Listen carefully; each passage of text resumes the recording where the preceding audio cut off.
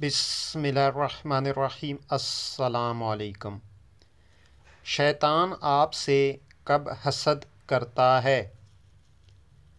امیر المومنین امام علی ابن ابی طالب علیہ السلام نے ارشاد فرمایا، جب کوئی آدمی نماز کے لیے کھڑا ہوتا ہے اسے رحمت خدا میں غرق دیکھ کر شیطان اسے حسد کی نگاہ سے دیکھتا ہے۔